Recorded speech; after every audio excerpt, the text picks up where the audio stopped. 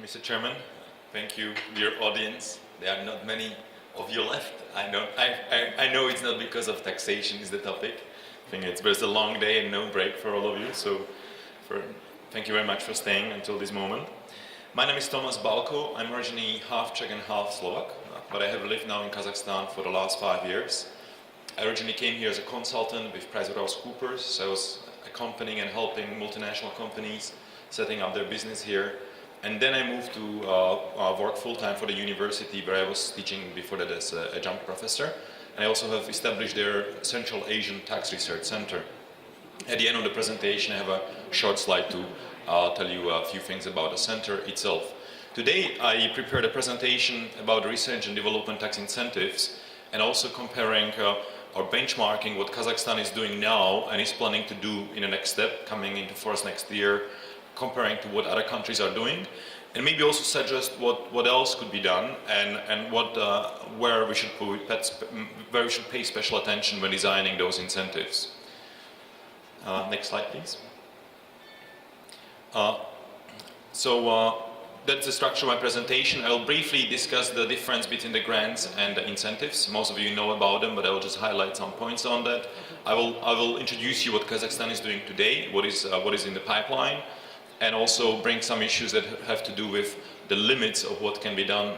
Taking the fact Kazakhstan has become part of the common economic area, together with Russia and Belarus, and also will highlight a few considerations from tax policy, tax administration point of view. I'll try to make it brief, very clear, so that you don't have to leave and run away because it's a taxation topic. Next slide, please. So I think the first dilemma for any government which wants to develop or incentivize research and development and innovation is how to do it in terms of financing tools. To give money away in form of grants or not to take money away from the taxpayers. In other words, the dilemma is spending the taxpayers' money or saving the taxpayers' money. And by allowing the taxpayers to save some of the money they would otherwise pay in tax, incentivize their behavior or influence their behavior in a desired way. And that's the idea of a tax incentive. So tax incentive indeed has become a tested instrument to increase a private sector contribution to research and development spending around the world. It became a strategic tool for knowledge-based economies. My question is this strategic tool for Kazakhstan at its stage of development? It could be interesting to maybe have a discussion about it with the panel, but I would just make a, I would say, compliment. Taken the currently Kazakhstan economy is very much oily or based on natural resources. I find it actually great that we are discussing innovation right here in Astana. So next slide, please. Sometimes people see all the solution in taxation. It happened to me many times when there was a policy reform in a country. People believe, okay, let's change the tax rules and everything will be fine. Actually, when we talk about R&D and location of R&D, multinational enterprises or investors who actually make that commitment, who make that investment, they don't look only on taxation. In fact, it's standing on the last point of areas that they are considering. First of them would be availability of qualified research institutions. Okay, that's very important for us to consider. What do we have in Kazakhstan today? Next one would be education level of available workforce. Next is cost and availability of resources and facilities. We know they are high. To build anything, to construct is quite expensive in Kazakhstan. Proximity of R&D location to the multinational group's existing operations. How does it fit into the global picture? Does it make sense to build a laboratory or put a R&D team on the ground here in Kazakhstan? Next one will be the existence and enforcement of the intellectual property laws in the country. If the intellectual property will be developed, how it will be protected on a local, regional and global level. Next one will be country's political stability, and finally will be the tax rate, effective tax rate applicable to the income from the exploitation of R&D. Next slide, please. So what is Kazakhstan doing currently?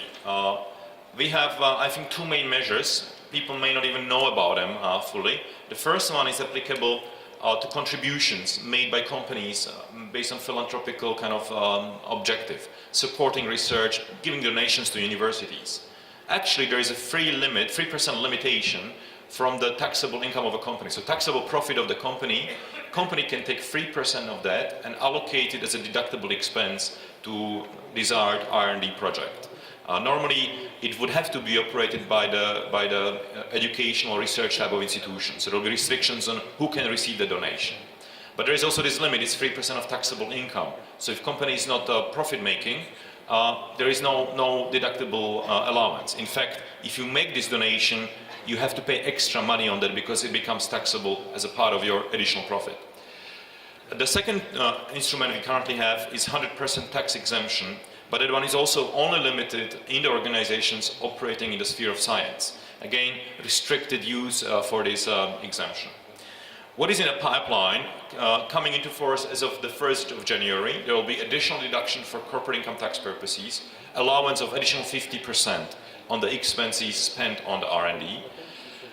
There is very interesting obligation of spending by extractive companies. So oil and gas companies and mining companies will have to spend 1% of their annual aggregate income, which is the taxable profit, towards R&D innovation. So they're being told, you have to spend on R&D. There will be dividend exemption for risk investment funds. Actually, that's not very new because we already have an exemption. If a foreign shareholder owns a company for more than 3 years, there is zero withholding tax on dividends coming out of Kazakhstan. And there will be exemptions from reductions for land and property tax. Let's have a quick look what is being done globally or around the world. Next slide, please. On this slide, there is a little summary of some of the countries which are investing increasingly into research and development and innovation. You can see that Kazakhstan, with its 50% of additional allowance, is actually far beyond what is being done at a global level. Well, the leader is clearly Singapore, which together with the super deduction and additional super deduction comes to 400% of deduction on these of the R&D expenses. Followed by Turkey, which is up to 250%. Several countries are 200%, that is Czech Republic, Hungary, India, Malaysia. Then followed by Australia, Brazil, and United Kingdom, 175%. Okay, so we are quite behind where is the trend right now, even with what is in a pipeline at the moment. Next slide, please. Another interesting comparison could be looking at the effective tax rates, what the companies end up paying once developing the R&D and utilizing it for their business. Just pay attention to the last column, you can see the effective tax rate. Well, the leader seems to be Israel, but it is because of grants. So there's actually negative tax. The company can qualify for special grants which will be paid out and would mean that company doesn't have to pay also any additional corporate income tax. Followed by Ireland, 1% effective tax rate, that's very attractive. And then followed by Australia and Canada, 10 and 11% respectively. Kazakhstan, with the 50% additional allowance, would qualify somewhere between probably 18–17%. So still not very much ahead of others. Next slide, please. And this was only income tax. So when the multinational company or group considers to make an investment into R&D, they are not thinking only about income tax. There is other important taxes that need to be considered. Customs duties and tariffs. If you're building a laboratory or a scientific base, you need a lot of other imports, whether it's computers, whether it's equipment, which may trigger additional expenses and cost, increasing the cost of that construction or development. Personal income tax and social taxes and contributions. Kazakhstan is doing quite well. There is only 10% personal income tax, but many of the researchers who come here, they don't qualify as residents. So they'll be subject to 20% tax, or actually they will still be residents in their home countries, United States or other countries around the world, which will be triggering high tax rates, progressive tax rates, 40 up to 50% around the world. And that is also one thing to keep in mind when these foreign researchers are coming into the country to carry out that research. Value-added tax, again, increases the costs of imports or increases the cost of the final supply. Withholding taxes. That works both ways. If a foreign company provides a patent or license and know-how to Kazakhstan, there will be withholding tax on the income coming out of the country. It's 15% under domestic law, can be reduced but only down to 10% under tax treaties. That increases the cost for Kazakhstani companies buying the R&D or let's say know-how or intellectual property, using it from abroad. It also works the other way around. If Kazakhstan would develop the intellectual property, would like to sell it abroad in form of license or other type of payment, this income stream would be also taxed in the other country. because Kazakhstan is following United Nations model, that means the other country would also be taxing this 10%. So any investment in R&D here, if it would be exploited internationally, would be triggering withholding tax in the other country. Another consideration. Multinationals will also consider what would be the tax costs if I move my laboratory from one country to another. Let's say from France to Kazakhstan. What would it mean in terms of tax? There can be exit taxes applicable on moving of such a function from one country to another. And finally, transfer pricing. The R&D would not be standing alone as a company without relations to affiliates. There will be a lot of transactions with the affiliates. And transfer pricing is one of the areas which is a major headache for multinationals in Kazakhstan. Let's go to the next slide, please. So I would like to highlight a few considerations that may be relevant for the policymakers, and that would be keeping in mind to keep the measures as broad as possible so that they can reach more firms rather than only selectively. That will increase the potential for the spending of R&D by private sector and also minimize market distortions. Also, this will minimize opportunities for corruption. Scope, I propose that it possibly includes all current expenses and even some capital expenditure, meaning even the equipment which will be built into the facilities could be qualifying for these allowances, not only the current expenses expended in the current year. Very important consideration, would the incentive be only applicable to locally generated R&D or also the foreign generated R&D would apply? Why is it important?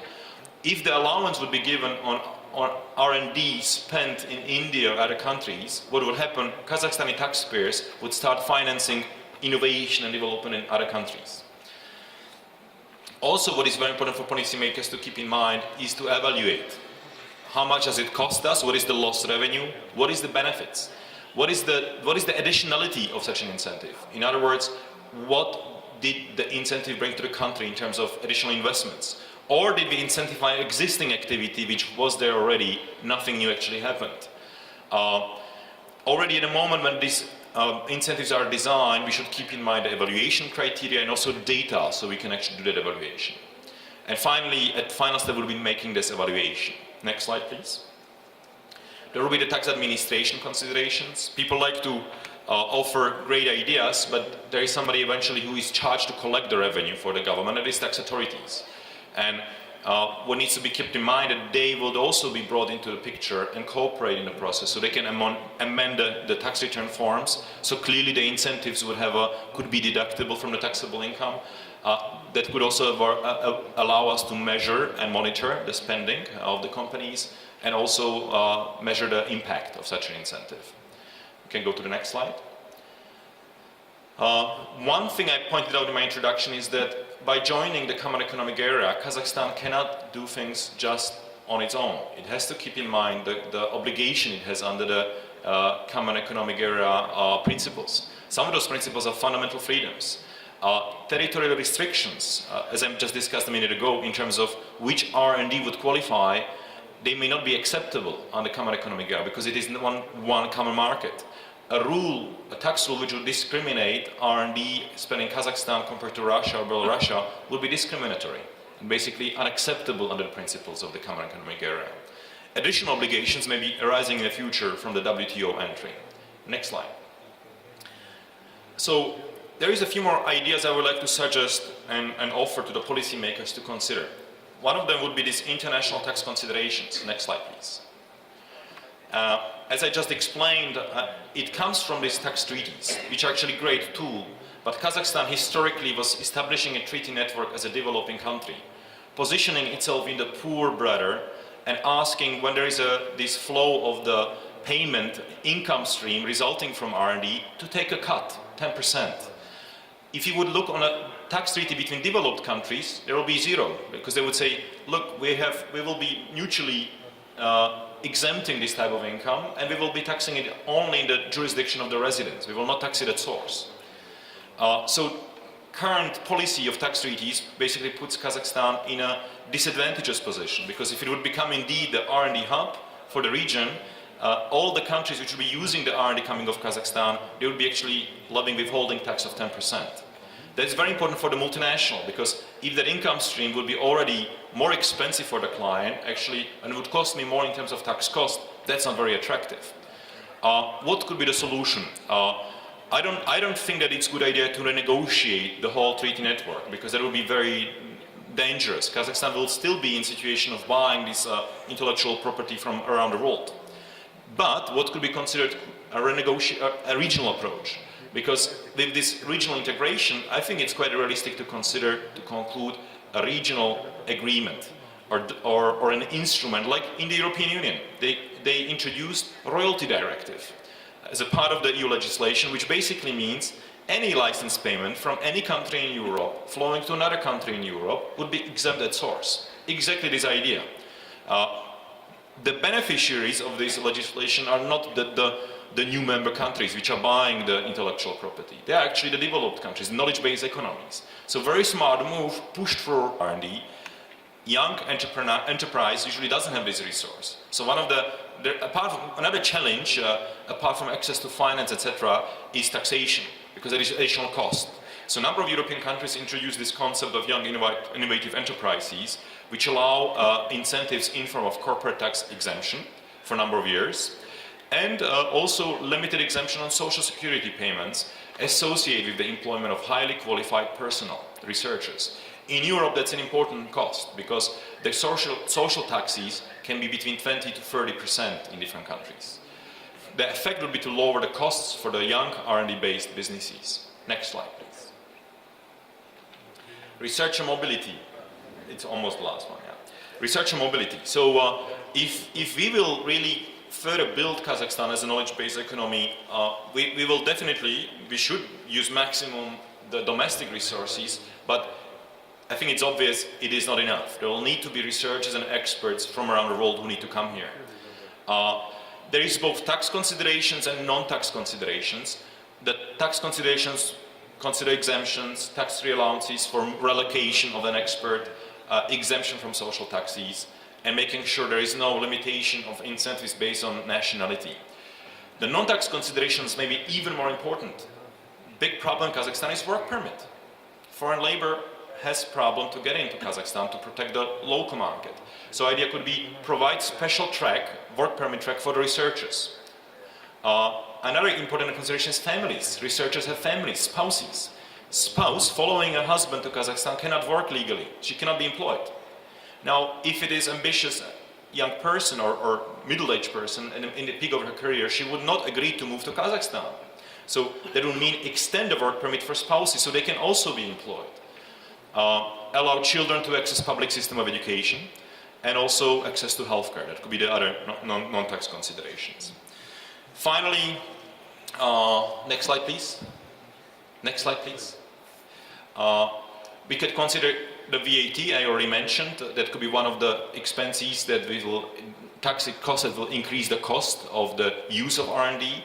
If it is a university which is exempt from VAT, it may not be a blessing. It may make it a little bit cheaper for the final consumer, but the university will lose the right to deduct the input VAT. So actually, they will suffer the VAT, and they will need to budget for it. Their budgets will be down by 12% in Kazakhstan. Idea could be zero rating. Okay, needs to be looked into further. So, conclusion.